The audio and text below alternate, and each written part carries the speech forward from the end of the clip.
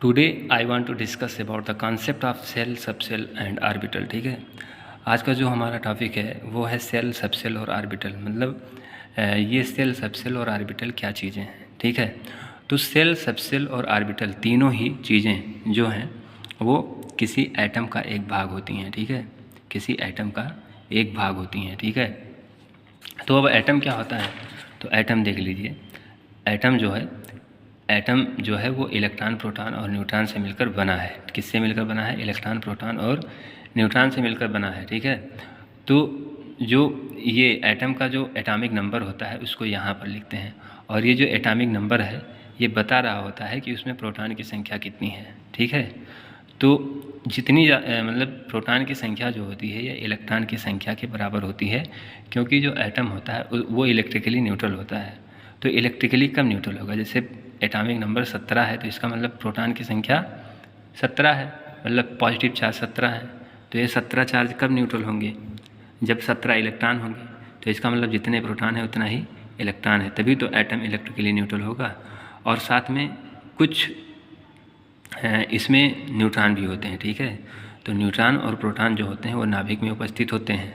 ठीक है, और जो इलेक्ट्रॉन है वो परमाणु के अलग अलग ऊर्जा स्तर में चक्कर लगाता रहता है। ठीक है, तो ये नाभिक होता है, एटम का ये नाभिक होता है, और ये क्या होते हैं? बहुत सारे ऊर्जा स्तर होते हैं। ठीक है, तो जैसे जैसे इस नाभिक से हम दूर जाते हैं वैसे वैसे इन ऊर्जा स्तरों की ऊर्जा बढ़ती जाती है। ठीक है, पहली ऊर्जा स्तर को हम के से रिप्रेजेंट करते हैं, उसके लिए n बराबर 1 होता है। दूसरी ऊर्जा स्तर के लिए हम L रिप्रेजेंटेशन यूज करते हैं। ठीक है, और उसके लिए n बराबर 2 होता है। ऐसे तीसरी के लिए n बराबर 3 होता है, उससे हम m से डिनोट करते हैं। तो ऐसे बहुत सारी सेल होती हैं। ठीक है, तो इसमें मैंने दिखा रखा है कि net charge on the atom बराबर 0। मतलब जो कोई भी एटम है तो वो नेट चार्ज उस पर 0 रहेगा, तभी वो इलेक्ट्रिकली न्यूट्रल होगा। तो कहने का मतलब इलेक्ट्रॉन और प्रोटॉन की संख्या आपस में क्या होगी? बराबर होगी। ठीक है, यही कहा गया है यहाँ पर कि Ne बराबर Np, मतलब number of electron is equal to number of proton. कहाँ पर? एटम में। ठीक है, तो किसी एटम में जो नंबर ऑफ इलेक्ट्रॉन और प्रोटॉन होते हैं वो आपस में बराबर होते हैं।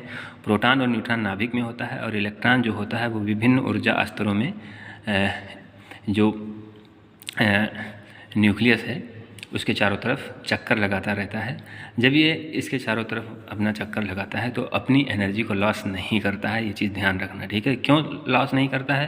क्योंकि जो ये ऊर्जा स्तर हैं इनकी ऊर्जा जो है कांस्टेंट मानी जाती है। ठीक है, तो इस प्रकार से जो इलेक्ट्रॉन है उनकी जो एनर्जी है वो वेलोसिटी में परिवर्तन होने के दौरान भी वो अपनी एनर्जी बनाए रखता है, क्योंकि जो जिन ऊर्जा स्तरों में ये चक्कर लगा रहा होता है उनकी ऊर्जा क्या होती है? निश्चित होती है, मतलब वो कभी भी परिवर्तित नहीं होती है। ठीक है, तो ये चीज़ है। तो आगे ये चीज़ देख लीजिए। अब आगे जो है मैं सेल, सबसेल और ऑर्बिटल की बात करूँगा। ठीक है, तो जो एटम होता है वो एकदम एक विलेज की तरह होता है। ठीक है, एटम जो है वो एकदम विलेज की तरह होता है। तो विलेज जो होता है वो किससे मिलकर बना होता है? बहुत सारे गांव से, बहुत सारे घरों से। ठीक है, जिसको हम कहते हैं home 1, home 2, home 3, home 4, home 5। आप लोग समझ सकते हैं, जैसे आपका गांव है तो उसमें वो जो गांव है ऐसे नहीं बना है, मतलब कई सारे घर मिले होंगे तब वो गांव बना होगा। अगर वो घर ना रहे तो फिर गांव कैसा? ठीक है, तो कहने का मतलब जो विलेज है ये अलग अलग घरों का कॉम्बिनेशन है। ऐसे ही जो एटम है ये अलग अलग सेल का कॉम्बिनेशन है। ठीक है, तो जैसे गांव में घर होते हैं ऐसे एटम में सेल होते हैं। ठीक है, तो जैसे कोई घर है तो उसमें कई रूम भी होंगे। ठीक है, जो घर है उसमें कई रूम भी होंगे। मतलब एक पर्टिकुलर घर मैं आपका ले रहा हूँ तो आपके घर में मान लीजिए 3 रूम है। ठीक है, तो ऐसे ही यहाँ पर मैंने एक सेल को सेलेक्ट कर लिया है। जैसे यहाँ पर आपके गांव में आपका घर सेलेक्ट कर लिया और बताया कि आपके घर में 3 रूम हैं। ठीक है, तो ऐसे मैंने इस एटम में एक सेल सेलेक्ट कर लिया। अब इस सेल में मैं मान रहा हूँ कि 3 सब सेल हैं। ठीक है, तो जैसे आपके घर में रूम होते हैं अलग अलग, ऐसे जो सेल होते हैं उनमें अलग अलग सब सेल हो सकते हैं। ठीक है, तो जो घर है, जो आपका घर है वो क्या है? कॉम्बिनेशन ऑफ रूम, मतलब कई सारे रूम का कॉम्बिनेशन है। ऐसे जो सेल है ये कई सारे सब सेल का कॉम्बिनेशन है।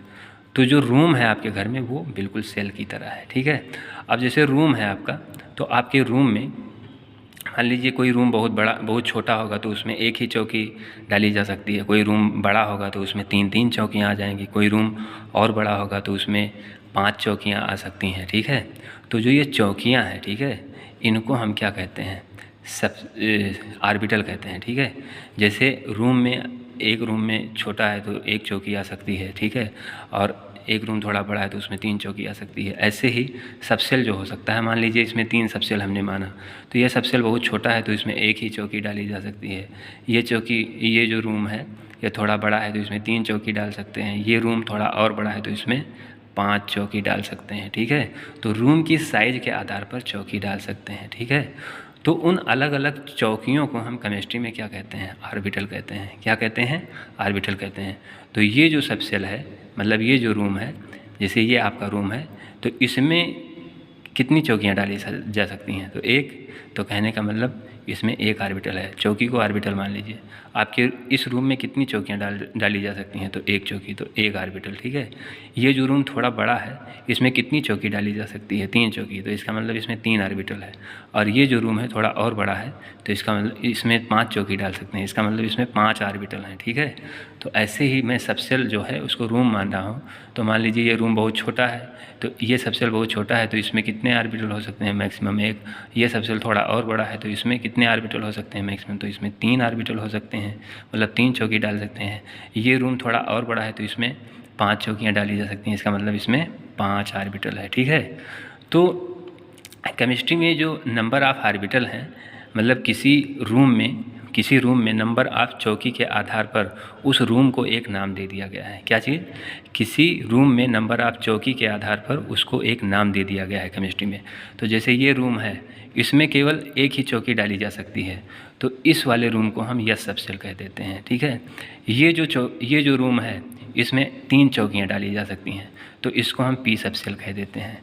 और ये जो रूम है इसमें 5 चौकियाँ डाली जा सकती हैं, इसलिए इसको हम डी सबसेल कह देते हैं, ठीक है। ऐसे ही अगर एक सबसेल और होता और उसमें मान लीजिए 7 चौकियाँ डाली जा सकती थी, तो जिसमें 7 आर्बिटल हो रहे थे, चौकी का मतलब आर्बिटल, जिसमें 7 आर्बिटल हो रहे थे उस वाले सबसेल को हम एफ सबसेल कह देते, ठीक है। तो ये चीज़ होता है, ठीक है, आर्बिटल। तो अब आर्बिटल पर आता कौन, मतलब चौकी पर कौन रहता है, आप लोग बता दीजिए, ठीक है। तो चौकी पर आप रहते हैं ना, तो ऐसे ही आर्बिटल में कौन रहता है, इलेक्ट्रॉन रहता है। अब एक चौकी पर बताइए अधिकतम कितने लोग ठीक से बैठ सकते हैं, ठीक से सो सकते हैं, ठीक है। तो आपका उत्तर आएगा 3, लेकिन 3 लोग ये अनस्टेबिलिटी आ जाएगी, 3 लोग नहीं 2 लोग, ठीक है।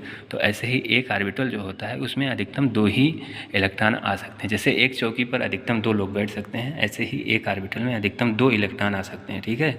तो अब नंबर ऑफ आर्बिटल के आधार पर कोई सबसेल जो है कितने इलेक्ट्रॉन को रख सकता है ये बताया जा सकता है। जैसे जो ये पी सबसेल है, ठीक है, पी सबसेल, जैसे इसमें 3 चौकी पड़ी है तो इसे पी सबसेल कहा, ठीक है। तो पी सबसेल में 3 चौकी है और एक चौकी पर 2 लोग आ सकते हैं। इसका मतलब जो पी है इसमें कितने लोग आ सकते हैं, 6 लोग आ सकते हैं। जो डी चौकी है, ठीक है, डी चौकी जो है इसमें 5 लोग आ सकते हैं। अब इसमें देखो इसको हमने कहा पी आर्बिटल। तो पी आर्बिटल क्यों कहा, पी आर्बिटल इसलिए कहा क्योंकि ये जो सेल है ये पी सबसेल है। पी सबसेल क्यों है, क्योंकि इसमें 3 चौकी पड़ सकती हैं। तो जो आर्बिटल पी सबसेल से आएगा उसको हम पी आर्बिटल कहेंगे, ठीक है। तो मेरे ख्याल से ये चीज़ समझ में आ गई होगी। अब इसमें देखिए यस आर्बिटल जो है उसका कोई स्पेसिफिक नाम नहीं है क्योंकि वो सिमेट्रिकल होता है, ठीक है, न्यूक्लियस के चारों तरफ। मैंने वीडियो डाल रखा है, आप देख सकते हैं। पी जो आर्बिटल है ये 3 टाइप का होता है, मतलब p x, p y, p z. संख्या 3 है ना, तो 3 डायरेक्शन में अपने आप को ये पी आर्बिटल ओरिएंट कर सकते हैं। One is p x, another is p y and another is p z. और जो डी सबसेल है इनकी संख्या 6 होती है, लेकिन जो दो डी आर्बिटल होते हैं उनकी जो वेव है एक दूसरे के साथ कंस्ट्रक्टिव इंटरफेरेंस करती है, तो वो दोनों आपस में कंस्ट्रक्ट हो जाती हैं और एक नया आर्बिटल बनाती हैं जिसको हम कहते हैं डी जेड स्क्वायर आर्बिटल, ठीक है। तो कुल मिला के जो आर्बिटल होते हैं डी वो होते तो 6 हैं, लेकिन 2 जो होते हैं वो आपस में मिलकर 1 हो जाते हैं। तो कुल मिलाकर ऑर्बिटल की संख्या 6 बचती है, तो उनको हम कहते 5 बचती है, ठीक है। तो उनको हम कहते हैं dxy, dyz, dzdx, dx² - y² dz²। ये क्या है, dxy, dyz, dzdx, dx² - y² dz², ठीक है। ये क्या है, px, py, pz, इसमें तो एक ही है, तो इसको यस ऑर्बिटल सीधा कह दीजिए, ठीक है। तो मेरे ख्याल से ये चीज़ बहुत अच्छे से समझ में आ गई होगी। एटम एकदम विलेज की तरह है, जैसे विलेज में अलग अलग गांव हैं, ऐसे एटम में अलग अलग सेल हैं, ठीक है। तो जैसे विलेज में, एक विलेज में किसी एक घर में कई रूम हो सकते हैं, ऐसे किसी एटम में, किसी एक सेल में कई सब सेल हो सकते हैं, ठीक है। अब जैसे किसी एक रूम में चौकी की संख्या 1, 3 या 5 हो सकती है, ऐसे ही किसी सबसेल में जो ऑर्बिटल की संख्या है वो 1, 3, 5 हो सकती है। अब ऑर्बिटल की संख्या के आधार पर उन सबसेल को अलग अलग नाम दे दिया जाता है। जैसे अगर एक ही ऑर्बिटल है तो यस, और अगर किसी सबसेल में 3 ऑर्बिटल है तो पी, और किसी सबसेल में अगर 5 ऑर्बिटल है तो उसको डी ऑर्बिटल कहते हैं, ठीक है। तो इस प्रकार से वन सबसेल, ठीक है, one subcell on the basis of the number of orbital named as SPDFGH, मतलब ऑर्बिटल की संख्या के आधार पर सबसेल को अलग अलग नाम से जाना जाता है, ठीक है। तो जैसे इसमें बताया गया है कि जो एक स्पेसिफिक यल वैल्यू निर्धारित की जाती है इन सभी ऑर्बिटल के लिए, इन सभी सबसेल के लिए, ताकि हम ऑर्बिटल नंबर कैलकुलेट कर पाएँ, ठीक है। तो देखिए, अगर यस है तो यल बराबर 0 होगा, पी है तो यल बराबर 1, ऐसे अलग अलग मतलब यल की वैल्यू होती है अलग अलग सबसेल के लिए, ठीक है। तो इस वैल्यू की मदद से हम नंबर ऑफ ऑर्बिटल कैलकुलेट कर सकते हैं, ठीक है, इन अ सबसेल। तो देखिए, इसमें number of orbital in a subshell बराबर कितना होता है, 2l + 1। तो अब अगला क्वेश्चन है, calculate the total number of orbital in H subshell, ठीक है। तो H सबसेल में जो है वो ऑर्बिटल की संख्या कैलकुलेट करनी है, तो आप फार्मूला यूज कर लीजिए 2l + 1, यही तो है नंबर ऑफ ऑर्बिटल, क्योंकि क्या कह रहा है, number of orbital in subshell 2l + 1 होता है, तो ये फार्मूला यूज कर लीजिए। तो अब लिख दीजिए 2, और यल कितना है, H के लिए यल बराबर कितना है, 5 है, तो गुणे 5 + 1, तो बराबर कितना, बराबर 11 आ जाएगा। तो इसका मतलब H जो है, H में ऑर्बिटल की संख्या कितनी है, 11 है। H सबसेल जो है इसमें ऑर्बिटल की संख्या 11 है, ठीक है। तो एक ऑर्बिटल में अधिकतम 2 इलेक्ट्रॉन आ सकते हैं, और 11 ऑर्बिटल में कितने इलेक्ट्रॉन आ सकते हैं, 22। तो इसका मतलब जो H सबसेल है उसमें अधिकतम इलेक्ट्रॉन की संख्या कितनी हो सकती है, 22, ठीक है। तो जितना नंबर ऑफ ऑर्बिटल होगा उसका 2 गुना इलेक्ट्रॉन होगा, ठीक है, इतना इलेक्ट्रॉन आ सकता है, ठीक है। तो ये चीज़ बहुत अच्छे से समझ में आ गई होगी, मैंने बहुत ज़्यादा आसान करने की कोशिश की है। तो आपके लिए एक क्वेश्चन है कि जो G सबसेल है, G सबसेल में नंबर ऑफ ऑर्बिटल आप बता देना, ठीक है। नंबर ऑफ ऑर्बिटल कितना है एंड नंबर ऑफ इलेक्ट्रॉन, ये कैलकुलेट करके बताना, ठीक है, ये आप कैलकुलेट कर लेना।